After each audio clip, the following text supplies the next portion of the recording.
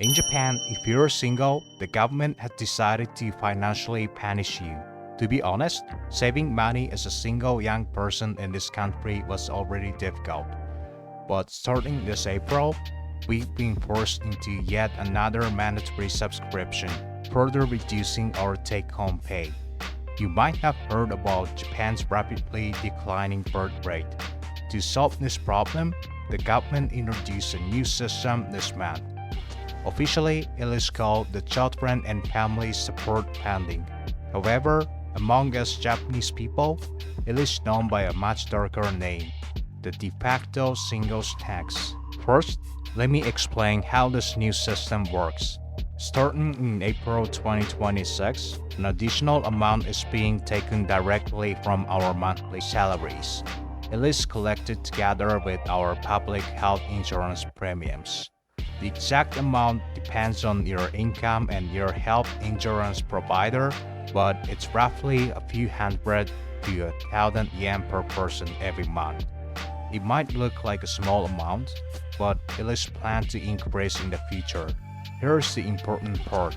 Why is it called a de facto single tax? Strictly speaking, there is no legal tax named single tax. This money is collected from everyone, regardless of whether they have children or not.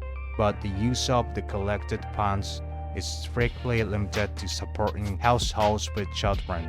In other words, while households with children eventually get this money back as allowance or support, single people just keep having their money taken away every month without receiving any benefits. That is exactly why it is called de facto single tax, a burden forced entirely onto single individuals. For many of you overseas, supporting children might sound like a moral and positive social policy, but the reality for Japanese youth is a cruel irony. Why are young Japanese people staying single? It's not because they hate marriage or children. It is simply because they cannot afford it.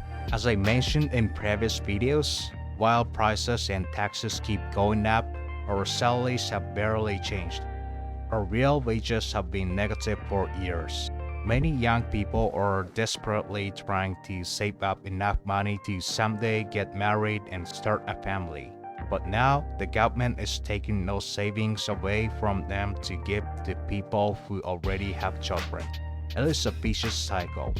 You stay single because you can't afford to marry, and because you're single, you get taxed more, making it even poorer. The biggest problem here is that their methods to achieve the goal are completely misguided.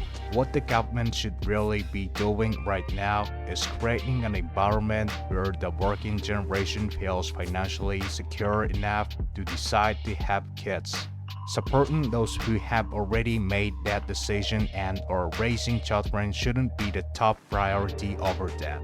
They didn't raise the income tax because that would require massive political debate. Instead, they quietly added it to our social insurance premiums. In Japan, social insurance takes up a massive chunk of our income. We are already forced to bear a heavy burden to support our enormous elderly population.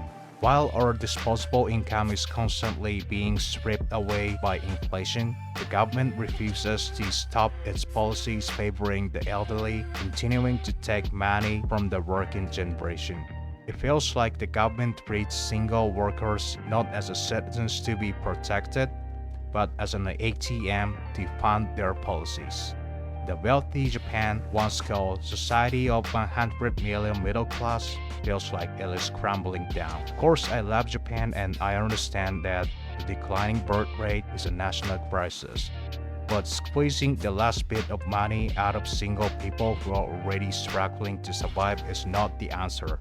I never thought that living as an ordinary Japanese person would mean paying penalty for not being able to afford family. How is it in your country? Do single people find it difficult to raise children? Do they face similar unfair burdens? And what do you think about this new situation in Japan? Please let me know in the comments. If you found this video helpful in understanding the reality of Japan, please subscribe and leave a like. See you in the next video.